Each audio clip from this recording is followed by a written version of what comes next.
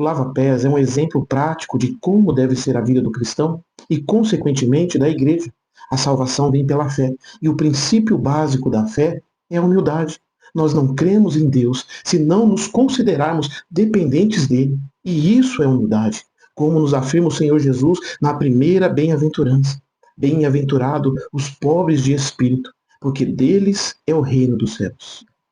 A paz do Senhor, amados irmãos, professores e alunos participantes desta obra santa, que é a nossa Escola Bíblica Dominical.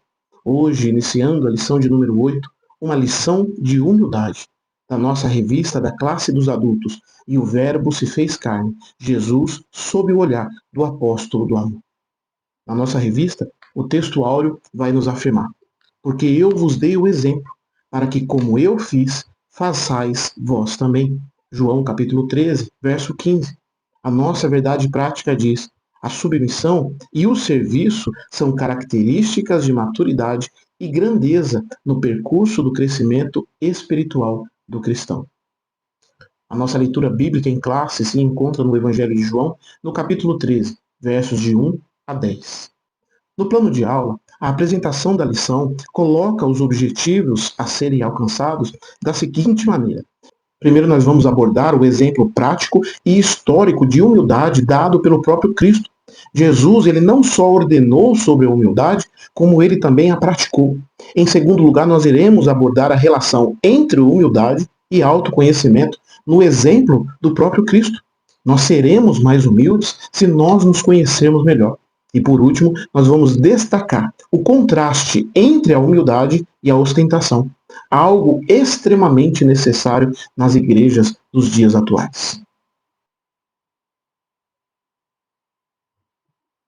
Irmãos, iniciando o nosso comentário, a nossa introdução vai afirmar: nesta lição, iremos analisar a narração do capítulo 13 do Evangelho de João. Este episódio bíblico retrata o ato de Jesus, conhecido como lava-pés, onde ele ensina, através do seu exemplo, a relevância da humildade para aqueles que o seguem. Este capítulo oferece-nos uma valiosa lição sobre a humildade na vida cristã. A partir do exemplo de Jesus, somos convidados a servir o próximo de forma humilde. Irmãos, a partir deste ponto do Evangelho, no capítulo 13, Jesus ele não se dirige mais ao povo, ele não se dirige mais às multidões, mas apenas aos seus discípulos. O ministério público de Jesus havia chegado ao fim. Começa aqui a segunda parte do Evangelho de João. E nessa segunda parte de João, nós temos o discurso de despedida do Senhor Jesus, que vai do capítulo 13 ao capítulo 17 desse Evangelho. E temos também a narrativa da paixão de Cristo, da sua morte e ressurreição, que vai do capítulo 18 ao capítulo 20. E esse discurso de despedida começa com uma história sobre a humildade de Jesus, que é o título do nosso tópico 1. E temos aqui o ponto 1, o lava-pés. Este primeiro ponto, ele nos introduz ao contexto dos acontecimentos desse maravilhoso exemplo de Jesus.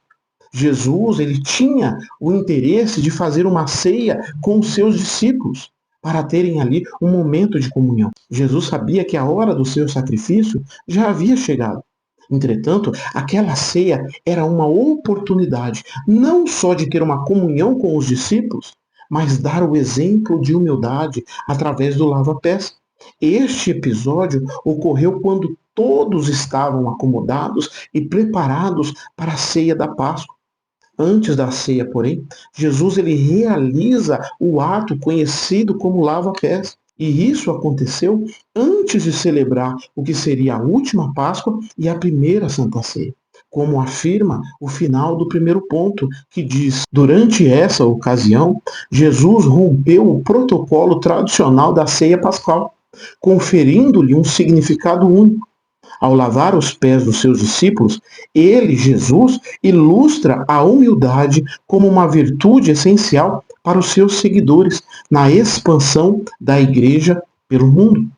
Agora, no ponto 2, o desenvolvimento da história. Segundo o costume da época, quem ficasse encarregado de lavar os pés dos ocupantes do recinto prenderia tanto a parte de baixo das vestes quanto às mangas das roupas para ter uma liberdade de movimento. E a lição, nesse sentido, ela continua aqui no ponto 2 dizendo: este gesto era uma forma de cingir-se para realizar trabalho, permitindo que tivesse as mãos e as pernas livres para realizar a tarefa do ato de lava-pés. Esse costume, dos tempos bíblicos, fazia parte dos cuidados prestados aos convidados por parte do senhor da casa. Ao chegar à residência designada para a ceia, Jesus verificou que não havia nenhum servo disponível para lavar os pés dos convivas. Quando a lição afirma que Jesus notou que não havia nenhum servo disponível, isso ocorre porque era comum ter um servo preparado para essa função e para outras. Caso o servo não se encontrasse, a função ficaria sobre o que estava numa posição inferior. Esse deveria assumir o papel de lavar os pés de todos antes da refeição.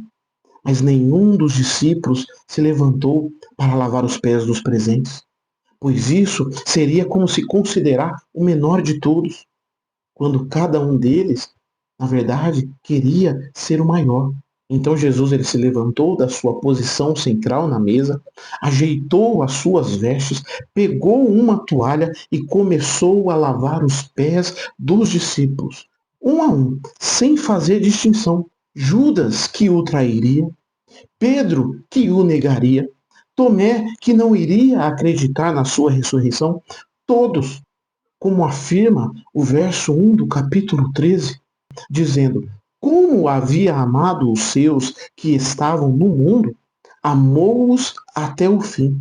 Independentemente de quem seja, amou-os até o fim. Agora, no ponto 3, a mudança de paradigma. O que é um paradigma? O paradigma é um padrão.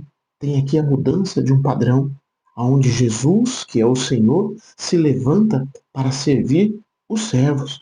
Aprendemos que o Senhor começa a ensinar através deste gesto, que o caminho para o reino de Deus, ele é trilhado com humildade. E esse foi o propósito dessa atitude do Mestre amado. E isso ele fez através do seu exemplo, como nós lemos no final do ponto 3. Ele mostrou que a humildade representa a verdadeira grandeza espiritual do seguidor do Evangelho. Por isso, utilizou um gesto cotidiano para exemplificar esta atitude humilde. É evidente neste episódio que o cristianismo ele só se tornará eficaz e alcançará o propósito do reino de Deus se os valores ensinados pelo Mestre Jesus forem realmente praticados pelos seus seguidores. Diante de tudo isso, irmãos, a sinopse do tópico 1 vai nos afirmar: o exemplo histórico de humildade que o nosso Senhor deu aos discípulos é prático, atual e atemporal. Agora no tópico 2, humildade implica autoconhecimento. O ponto 1 diz, conhecendo a própria natureza. Este ponto começa com o versículo 3 da nossa leitura bíblica em classe, que aponta para o entendimento que Jesus tinha de si próprio. O entendimento que Jesus tinha de quem ele era. O verso diz, Jesus, sabendo que o Pai tinha colocado em suas mãos todas as coisas e que havia saído de Deus e que ia para Deus. E o verso 4 e 5 continua, levantou-se da ceia, tirou as vestes, tomou uma toalha, se arrumou e lavou os pés dos discípulos.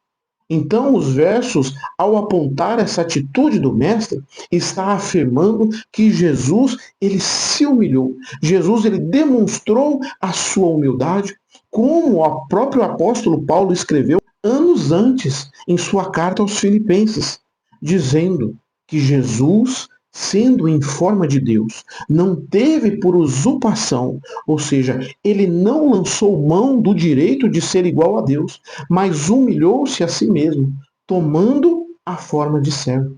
Jesus estava consciente da sua divindade, da sua glória, do seu poder, e mesmo assim ele tomou a frente naquela situação que era propícia para um servo. Era uma situação própria de um servo. E isso, mais uma vez, nós repetimos e vamos repetir sempre nessa aula. Isso ele fez para ensinar a seus discípulos e a nós também a importância da humildade.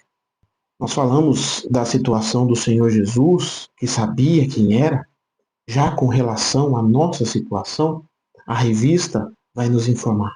Dessa forma, é essencial que conheçamos a nossa natureza. Devido ao pecado, temos dificuldades em nos submeter aos outros e em nos humilhar.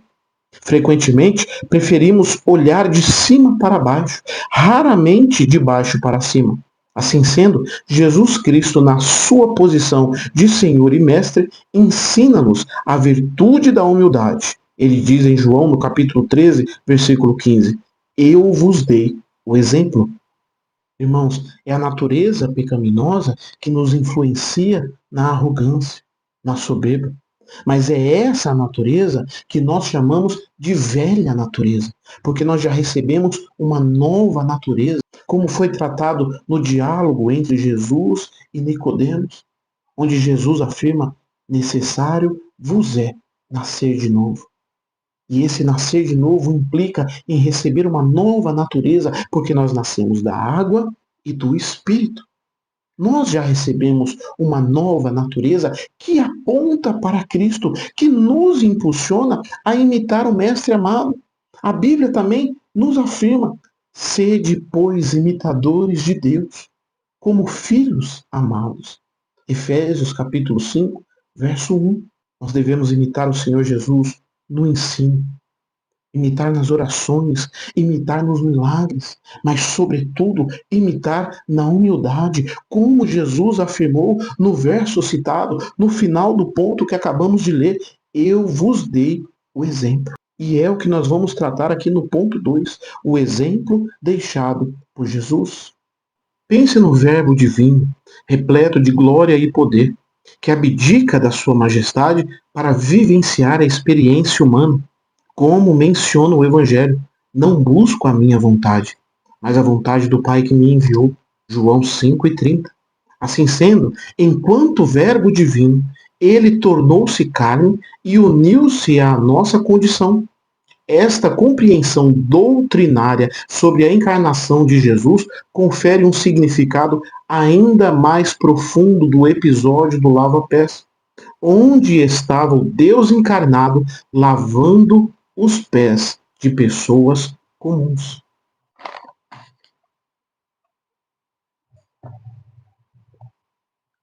O exemplo de Jesus engloba todo o seu ministério, que se iniciou desde a fundação do mundo, como afirma o próprio João em Apocalipse, no capítulo 13, versículo 8, a segunda parte. Ele diz: no livro da vida do Cordeiro, que foi morto desde a fundação do mundo. Ou seja, antes de criar o mundo, Jesus já demonstra a sua humildade, se dispondo a morrer pelos pecadores. E essa humildade, ela foi demonstrada no seu nascimento, nascendo numa manjedoura, no local onde ele cresceu, em Nazaré, quando o próprio discípulo Natanael pergunta: por acaso pode vir alguma coisa boa de Nazaré? Essa humildade é demonstrada também no seu batismo, aonde já ali ele toma sobre si as nossas falhas, os nossos pecados, sendo batizado. Essa humildade, ela é demonstrada por toda a sua vida até a sua morte. E como o apóstolo Paulo escreveu e asseverou, morte de cruz. Ainda no capítulo 4 da sua carta aos Filipenses, Paulo continua dizendo: ele não teve por usurpação ser igual a Deus. Ele cumpriu todo o propósito de Deus para a sua vida. E isso é um exemplo de dependência divina e de humildade. E no ponto 3, nós vamos falar o maior no reino de Deus. Esse ponto nos traz um problema recorrente que nós vamos tratar aqui e repeti-lo no próximo tópico, dada a sua importância. Um problema recorrente entre os discípulos, como vai nos afirmar o evangelista Lucas, no capítulo 22, versículo 24. Ele diz: e houve também entre eles contenda, sobre qual deles parecia ser o maior.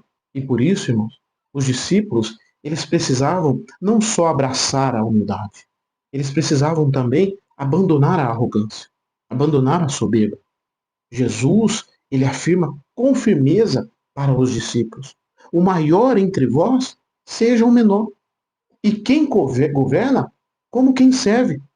Eclesiasticamente falando, quem é considerado o maior na igreja, esse precisa se posicionar e se apresentar como o menor, servindo aos outros, dando o exemplo, servindo aos demais. Jesus, ele bem afirmou: olha, quem governa deve ser o que serve. O professor, ele serve ao aluno ensinando. O obreiro serve à igreja administrando. O pastor serve a todos, cuidando dos administradores, ensinando aos professores. É o pastor que serve conduzindo a ovelha. É o pastor que serve curando a ovelha, e não o contrário. No ensino da igreja, no ensino sobre o reino de Deus, é o maior que serve o menor. A sinopse do tópico 2 vai afirmar: a virtude da humildade possibilita-nos reconhecer as nossas limitações e, dessa forma, evitar a armadilha da soberba. Agora, o tópico 3, o nosso último tópico, vai tratar da humildade versus a ostentação. O ponto 1 diz: uma competição silenciosa. Jesus estava ciente de que, entre os seus discípulos, existia uma competição discreta em busca de proeminência e liderança, como é retratado nos evangelhos, tanto em Lucas como em Marcos. Já havia preocupações entre eles sobre quem ocuparia o lugar mais destacado no eventual reinado do Senhor Jesus. Então, os discípulos, ainda numa visão carnal da situação em que se encontravam, servindo o Senhor Jesus, no reino físico do Senhor Jesus aqui na terra, nessa esperança havia uma disputa interna pela liderança do grupo. Entretanto, essa disputa, como todas as outras, são motivadas pela natureza carnal do crente, como já tratamos no tópico anterior e voltamos a tratar no tópico anterior. Nós falamos de Lucas, aqui nós vamos falar das afirmações do evangelista Marcos. Então, no episódio do capítulo 9 de Marcos, Jesus pergunta aos discípulos o motivo da discussão entre eles. E o verso 34 de Marcos, no capítulo 9, afirma: mas eles se calaram, porque no caminho tinham discutido entre si sobre quem era o maior. Irmãos, eles se calaram, eles ficaram em silêncio. Eles sabiam que aquela discussão era algo que não pertencia ao servo de Deus. Aquela discussão era algo que não pertencia aos servos do Senhor Jesus, que estariam ganhando almas para o reino de Deus. Não cabe essa discussão sobre aqueles que são os trabalhadores do Evangelho. E diante disso, Jesus não ficou calado. Ele chama os seus discípulos e afirma: se alguém quiser ser o primeiro, será o último e servo de todos.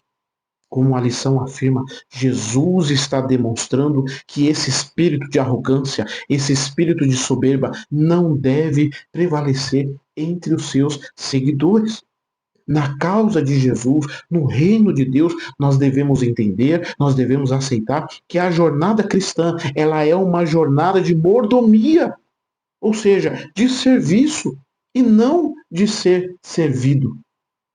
Como o próprio Senhor Jesus afirmou: eu vim para servir e não para ser servido. O ponto 2 deste tópico tem por título: o caminho humilde de Jesus. O ponto afirma que, através do episódio do lava-pés, nosso Senhor revelou que o caminho dos seus discípulos não se alicerça no sucesso material, na notoriedade ou na ambição, mas sim na capacidade de servir o próximo de maneira humilde. Desta forma, a Igreja de Cristo estaria em desacordo com a dinâmica mundana da ostentação e da presunção. O serviço amoroso e humilde é característico da Igreja de Cristo. No lava-pés, que foi uma manifestação pública da humildade de Jesus, o mestre demonstrou a sua preocupação em ensinar o verdadeiro sentido do cristianismo. O verso 4 da nossa leitura bíblica em classe nos diz que Jesus, ele levantou-se, ele tirou as vestes, pegou a toalha e cingiu-se. E isto está demonstrando, este ato demonstra que Jesus estava preparado para servir. E se Jesus, como Deus, mestre, Senhor, profeta, sumo sacerdote da nossa confissão, estava preparado para servir, a pergunta que cabe aqui é: e nós? Nós estamos preparados para servir? Nós que constantemente nos nomeamos como servos, estamos preparados? Porque nós precisamos estar preparados, irmãos, para a pregação do Evangelho, para o ensino e para a correção. Nós precisamos estar preparados para responder com mansidão à razão da nossa esperança. Nós precisamos estar preparados para a volta de Cristo. E a base de tudo isso, irmãos, a base de todo este trabalho, de tudo que nós fazemos, a base de tudo isso é a humildade, é o serviço, é servir, servir ao próximo. Pois dentro do propósito divino, dentro do reino de Deus, como nós já falamos e repetimos, é o maior que serve o menor. É esse que tem que estar mais disposto a servir. E Jesus deixou isto claro quando disse: se eu, Senhor e Mestre, vos lavei os pés, vós deveis também lavar os pés uns dos outros.